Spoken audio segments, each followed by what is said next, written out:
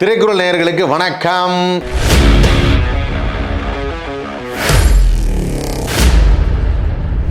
இன்னைக்கு நாம பார்க்க போற படம் நீங்க எல்லாரும் அவசியம் பார்க்க வேண்டிய படம். ஏன்னா ஒரே நாள்ல 2 பேர் படமும் ரிலீஸ் ஆயிருக்குது. சூர்யா சாருக்கு ரெட்ரோ ரிலீஸ் ஆயிருக்குது. அதே தேதியில கார்த்தி சாருக்கு ஹிட் த தேர்ட் கேஸ் இந்த படமும் ரிலீஸ் ஆயிருக்குது. இன்னது கார்த்தி நடிச்சிருக்காரா? இதே ஆச்சரியம் தான் எனக்கு இருந்தது படத்தில் நான் கார்த்தி சாரை பார்த்தப்போ.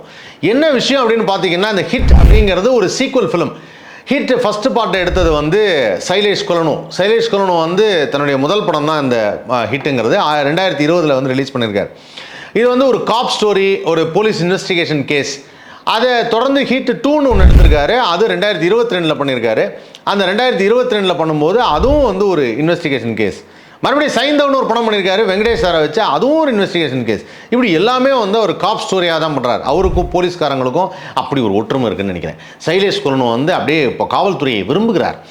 அந்த சமயத்தில் வந்து அவர் இந்த மாதிரி வித்தியாசமான கேஸ் அதெல்லாம் ஒரு படமாக்குறது அப்படிங்கிறத ஒரு டாக்குமெண்ட்ரியாக நம்ம பார்த்த விஷயங்களோ இல்லை ஒரு கேஸை பற்றி தெரிஞ்சுக்கிட்ட விஷயங்களோ அழகான ஒரு திரைக்கதை அமைச்சு சூப்பரான ஒரு படமாக டைரக்ட் பண்ணியிருக்காரு.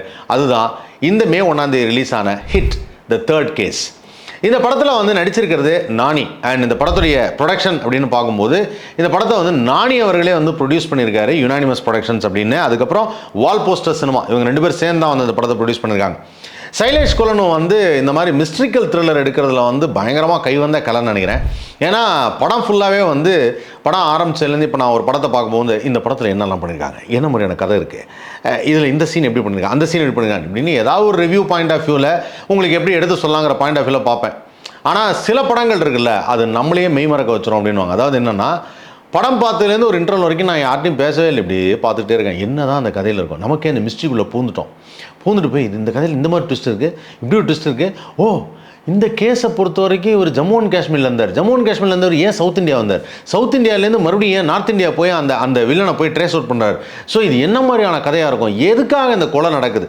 மிஸ்ட்ரிக்கல் த்ரில்லருங்கும் போதே ஒரு மர்டர் மிஸ்ட்ரி தான். இந்த மர்டர் மிஸ்ட்ரி எதுக்காக அந்த கொலை நடக்குது, கொலை செய்தவங்க மேலே தப்பா இல்லை யார் கொலை பண்ணியிருக்காங்களோ, அதாவது யாரெல்லாம் வந்து இறந்து போயிருக்காங்களோ அவங்க மேலே தப்பு இருக்கா, தப்பானவங்கள கொலை பண்ணுறாங்களா, இப்படியெல்லாம் ஒரே கன்ஃபியூஷன் படத்தில். ஏன்னா அந்த அளவுக்கு அந்த ஸ்க்ரீன் பிளே வந்து டைட்டாக போயிட்டுருக்கு. ஒரு இடத்துல கூட அப்படி சும்மா ரிலாக்ஸ்லாம் ஆகவே இல்லை. இந்த படத்தில் வந்து அப்பா கேரக்டர் சமுத்திரக்கனி பண்ணியிருக்காரு. ஒரு 2-3 சீன் வந்தாலும் நச்சுன்னு அவருடைய டைலாக்ல நம்ம எல்லாரையும் மனசையும் தொட்டுறாரு. ஸோ இந்த படத்துடைய ஹீரோயின் அப்படின்னு பார்க்கும்போது ஸ்ரீநிதி ஷெட்டி நடிச்சிருக்காங்க. அவங்க ஆல்ரெடி வந்து KGFல நடித்த ஹீரோயின், நம்ம எல்லாருக்கும் தெரிஞ்சிருக்கோம், நிறைய பேர் வந்து பார்த்து ரசிச்சிருப்பாங்க.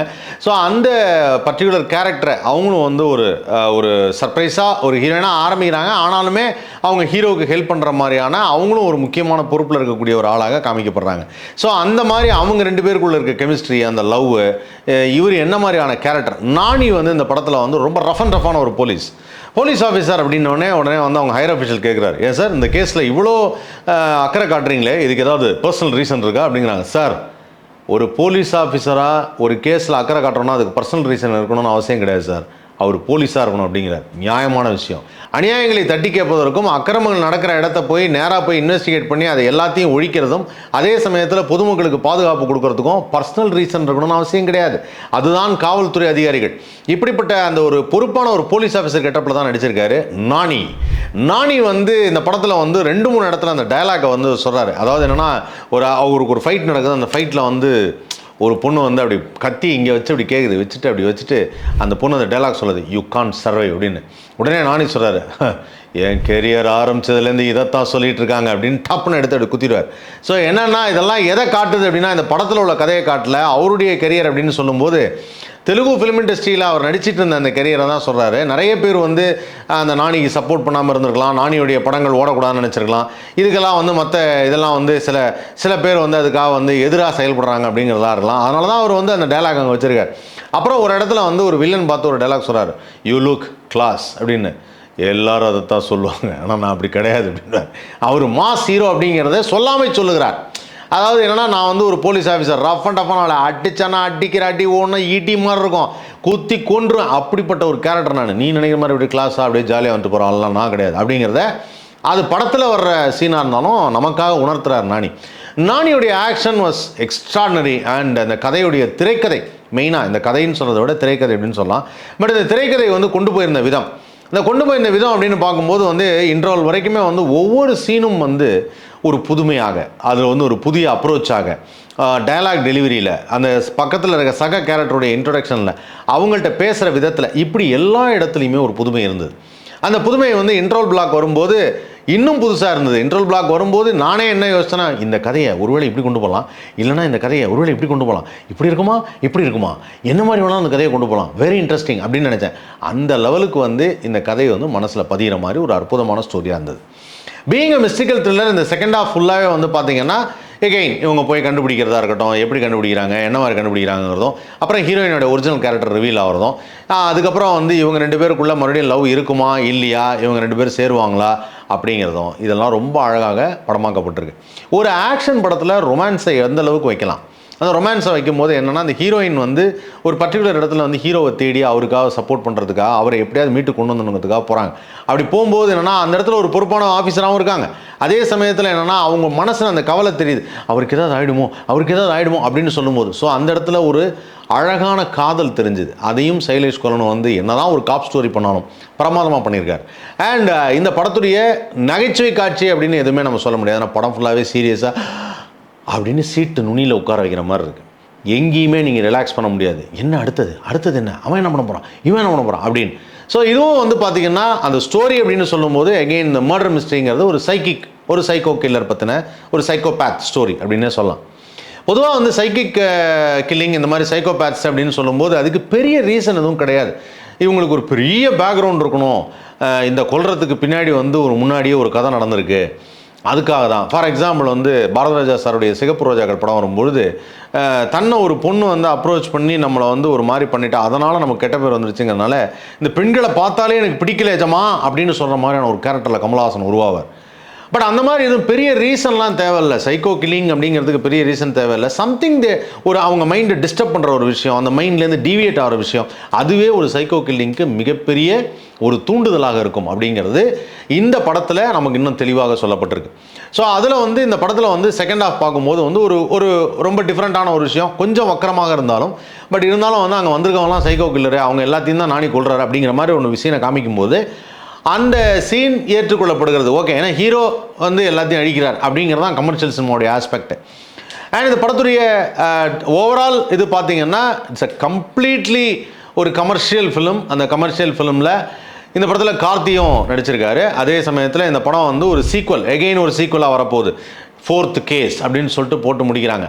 சைலேஷ் கொலன் வந்து எனக்கு தெரிஞ்சு டிபார்ட்மெண்ட்டில் வேலை செஞ்சாரா, இல்லை டிபார்ட்மெண்ட்டில் வேலை செய்கிறவங்களுடைய ட்ராவல் பண்ணுறாரா அப்படிங்கிறதான் தெரில. ஏன்னா டிபார்ட்மெண்ட்டில் இருக்கவங்களுடைய அந்த ஸ்டோரிஸ் எல்லாம் கேட்டுகிட்டே இருப்பார் நினைக்கிறேன். சொல்லுங்கள் அந்த இடத்துல நடந்தது, சொல்லுங்கள் இங்கே என்ன நடந்தது, அந்த கதையில் ஆமாம் அந்த மர்டர், ஆமாம் அன்றைக்கி நடந்தது அது அப்படின்னு சொல்லி நிறைய கேட்டே இருக்கார் நினைக்கிறேன். கண்டிப்பாக 4th கேஸ்லேயும் ஒரு வித்தியாசமான கதைக்களத்தோடு வந்து நம்ம எல்லாரையும் வந்து கலக்குன்னு கலவுவார்னு நினைக்கிறேன். இந்த படம் பாக்ஸ் ஆஃபீஸில் இன்றைக்கி பெரிய ஹிட்டாக ஓடிட்டுருக்கு. அந்த படத்துக்கு பேரே ஹிட்டுன்னு வச்சுருக்காங்க. அதனால் அது எப்போவுமே வந்து டவுன் ஆகிறதுக்கு வாய்ப்பே கிடையாது. ஸோ ஹிட் வந்து ரொம்ப சூப்பரான ஒரு ஆக்ஷன் த்ரில்லர் படம். இப்போ இந்த மாதிரி படங்கள் பற்றி பேசும்போது எனக்கு வந்து ஒரு விஷயத்தை கன்வே பண்ணணும்னு தோணுது. இப்போ நம்ம மே 1 ஒரு 3 படம் ரிலீஸ் ஆயிருக்கு. இந்த 3 படம் ரிலீஸ் ஆகும்போது எல்லாரும் என்ன பண்ணுறாங்கன்னா, சார் நான் ரெட்ரோ போகிறேன் அப்படிங்கிறாங்க. ஒரு சில பேர் சார் நான் ஃபேமிலியோட போகிறேன் சார், டூரிஸ்ட் ஃபேமிலி பார்க்குறேன். ஒரு சில பேர் வந்து சார் தெலுங்கு படத்துலேயே நானினா எனக்கு பிடிக்கும் சார், நான் போய் பார்க்குறேன் சார், அங்கே போய் நானி படம் பார்க்குறேன். இந்த படம்லாம் பார்க்கும்போது எல்லாரும் என்ன ஃபீல் பண்ணுறாங்க அப்படின்னா, ஒன்று கம்பேர் பண்ணுறாங்க. சார் ரெட்ரோவோட டூரிஸ்ட் ஃபேமிலி தான் சார், டூரிஸ்ட் ஃபேமிலியோட ஹிட்டு நல்லாயிருக்கு சார், ஹிட்டை விட ரெட்ரோ நல்லாயிருக்கு சார், இப்படியெல்லாம் கம்பேர் பண்ணுறாங்க. முக்கியமான ஒரு விஷயத்தை நம்ம தெரிஞ்சுக்கணும். சினிமா அப்படிங்கிறது என்ன அப்படின்னு கேட்டிங்கன்னா, ஒரே வார்த்தையில் சினிமான்னு சொன்னாலுமே அந்த சினிமாவில் டிஃப்ரெண்ட் ஜானர்ஸ் இருக்குது. ஒன்று ஆக்ஷன் படமாக இருக்கும், ஒன்று மெலோ ட்ராமாவாக இருக்கும், ஒன்று ஃபேமிலி சென்டிமெண்ட்டாக இருக்கும், ஒன்று வந்து மிஸ்டிக்கல் த்ரில்லராக இருக்கும். எந்த படத்தை என்ன மாதிரி நோக்கத்தோடு பார்க்கணும் அப்படிங்கிறது ஒன்று இருக்குது. அதே சமயத்தில் ஒரு படத்தை இன்னொரு படத்தோட கம்பேரே பண்ண முடியாது. இந்த 3மே வெவ்வேறு ஜானரில் வந்த படம். Retro it's completely different. அது ஒரு ஆக்ஷன் பிளாக் உள்ள ஒரு படம், லவ் லாஃப்டர் வார், அது ஒரு மிக்சர் ஆஃப் ஸ்டோரி. அதை சூர்யா ரொம்ப அருமையாக பண்ணியிருந்தார் சூர்யா சார். அதே சமயத்தில் சசிகுமார் சார் நடித்த டூரிஸ்ட் ஃபேமிலி வந்து it's a complete family entertainment. ஒரு குடும்பத்தோடு பார்க்கும்போது இந்த ஆக்ஷனு கத்துறது குத்துறது இது எல்லாத்தையும் விட்டுட்டு ஒரு அழகான டைலாக், ஒரு சின்ன பையன் சொல்கிறது, ஒரு பெரியவங்க சொல்கிறது, அங்கே இருக்க ஒரு வயசானவங்க எப்படி பேசுகிறாங்க அப்படிங்கிற மாதிரியான எமோஷ்னல் ட்ராமாஸ். அண்ட் இந்த மாதிரி படங்கள் அப்படின்னு பார்க்கும்போது, இப்போது ஹிட் அப்படின்னு பார்க்கும்போது இட்ஸ் ஆல்ரெடி அ சீக்வல். சில பேர்லாம் வந்து தெலுங்கு ஃபேன்ஸ் எல்லாம் வந்து நிறைய பேர் வந்து இதை வந்து சீக்வல், హిట్ 1 చూసినానా 2 నేను చూసినాను 3 ఇప్పుడు వస్తుంది, ஸோ எல்லாம் ஜாலியாக போய் அவங்க எல்லாரும் இந்த படத்தை வந்து பார்ப்பாங்க. ஏன்னா இப்போ எப்படி நம்ம கேஜிஎஃப்க்கு ஒரு கூட்டம் இருக்கோ, கண்டிப்பாக கேஜிஎஃப்ங்கிற படத்தை வந்து நம்ம எப்படி கம்பேர் பண்ண முடியாது, இந்த படத்தை கம்பேர் பண்ணேன் அதோட கம்பேர் பண்ணுறேன்னு கம்பேர் பண்ண முடியாதோ, அந்த மாதிரி இந்த படமும் வந்து எதோடையும் கம்பேர் பண்ணி பார்க்காதீங்க. பட் ஹிட் வந்து கம்ப்ளீட்டாக ஒரு உங்களுக்கு பார்க்குறப்போ ஒரு வேற ஒரு ஜானரை நீங்கள் பார்த்த ஒரு ஃபீலை கொடுக்கும். நமக்கு வேற ஒரு டைப் ஆஃப் ஃபிலிம் மேக்கிங், ஒரு வித்தியாசமான கதைக்களத்தை பற்றி தெரிந்து கொண்ட ஒரு அனுபவம் கிடைக்கும். இப்படியெல்லாம் நடக்குது அப்படிங்கிறது. ஏன்னா இன்றைக்கி இருக்கக்கூடிய அந்த சில பேருடைய மைண்ட் செட் அண்ட் கேரக்டர் பார்க்கும்போது இல்லை, இந்த மாதிரி ஒரு கேரக்டரில் இப்படி ஒருத்தர் இருக்காரா. குறிப்பாக நம்ம சொல்லுவோம் இல்லையா, அந்த இன்ட்ரோவர்ட் எக்ஸ்ட்ரோவர்ட்னு இப்போ நிறைய பேர் சொல்கிறாங்க. அவர் எதையுமே வெளியில் சொல்ல மாட்டார் சார், அவர் கொஞ்சம் இன்ட்ரோவர்ட், யார்ட்டையும் எதையும் பொதுவாக பேச மாட்டார். எக்ஸ்ட்ரோவர்ட் அப்படின்னா கனா அப்படின்னா எல்லாத்தையும் சொல்லிகிட்டே இருப்பார்.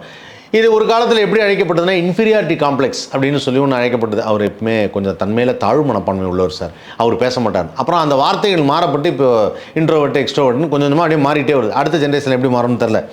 ஸோ அப்படி ஒரு வித்தியாசமான கேரக்டர்ஸ் உள்ளவங்க என்ன பண்ணுறாங்க, அவங்களுடைய மனநிலைமை என்ன மாதிரி இருக்குது, எதனால் இந்த மாதிரியான ஒரு சைக்கோபேத்ஸாக மாறுறாங்க அப்படிங்கிறத இந்த படத்தில் ஒரு ஒரு ஒரு ஒரு லெவலுக்கு ஒரு மாதிரி அப்படி பூசினாப்பில் அப்படி சொல்லி இப்படி கொண்டு போயிருக்கிறாங்க. ஆனால் அதை கிளியராக எக்ஸ்பிளைன் பண்ணலை.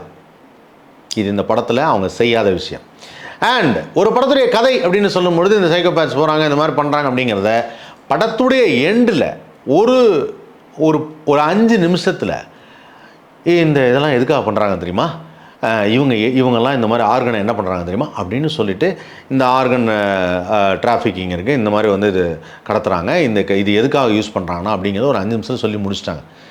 கடைசி 5 நிமிஷம் படம் முடிஞ்சுன்னு யாராவது கிளம்பி போயிட்டீங்கன்னா அப்புறம் கதை புரியாது. ஏன்னா அங்கே தான் கதையவே சொல்கிறாங்க. அந்த மாதிரி சொல்லியிருக்க வேண்டிய அவசியம் இல்லை.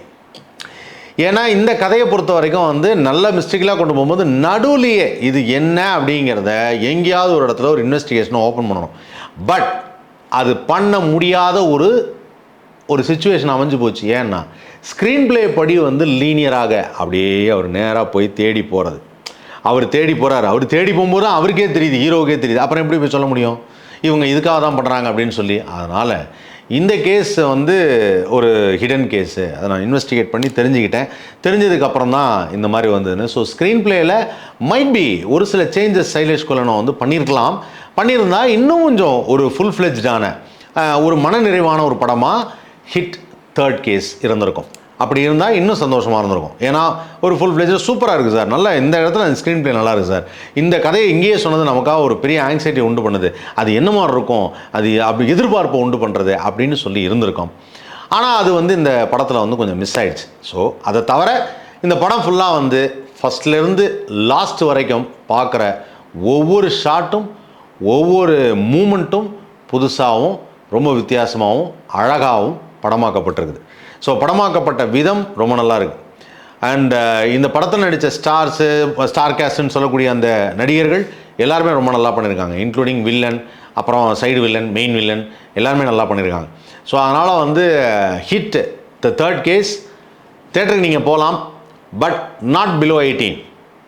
அண்டர் 18க்கு இந்த படம் கிடையாது. இந்த படம் வந்து கொஞ்சம் ரக்கடான்னு சொல்லுவோம்ல, மோர் ரக்கடாக இருக்குது. அதனால் அண்டர் 18க்கு இந்த படம் கிடையாது. Please don't take your childrens along with you. குழந்தைகள் இந்த படத்துக்கு நாட் அலவுட். Only above 18. ஓரளவுக்கு above 18 நான் மிச்சம்னு சொல்ல முடியாது. above 18 இருக்கிறவங்க ஓரளவுக்கு பார்க்கலாம், பட் குழந்தைங்க இந்த படத்தை பார்க்கக்கூடாது. இந்த 3 படத்தில், அதாவது இந்த மே 1ஆம் தேதி ரிலீஸ் ஆன இந்த 3 படத்தில் குழந்தைகள் பார்க்கக்கூடாத படம்னா அது இதுதான். ஓகே. ஆனால் பெரியவங்கெல்லாம் பார்க்கலாம். உங்களுக்கு வித்தியாசமான கதை வேணும்னு நினச்சாலோ, இல்லை நாங்கள் வேறு மாதிரி ஒரு ஃபிலிம் மேக்கிங் போகணும் சார், ஒரு ஆக்ஷன் படம் பார்க்கணும், ஒரு மிஸ்டிக்கல் த்ரில்லர் பார்க்கணும், அது எப்படி சார் அந்த கொலை நடந்தது, அந்த கொலையை பற்றி நான் தெரிஞ்சுக்கணும், இப்படிலாம் நீங்கள் யோசிச்சிங்கன்னா அந்த படம் போய் பாருங்கள், ஜாலியாக என்ஜாய் பண்ணுங்கள். ஓகே, மறுபடியும் இன்னொரு படம் பார்க்குறேன். அந்த படம் பார்த்துட்டு உங்கள்கிட்ட நான் நிறைய விஷயம் பேசுகிறேன். அது வரைக்கும் தொடர்ந்து திரைக்குறள் சேனலை சப்ஸ்கிரைப் பண்ணுங்கள், லைக் பண்ணுங்கள், ஷேர் பண்ணுங்கள்.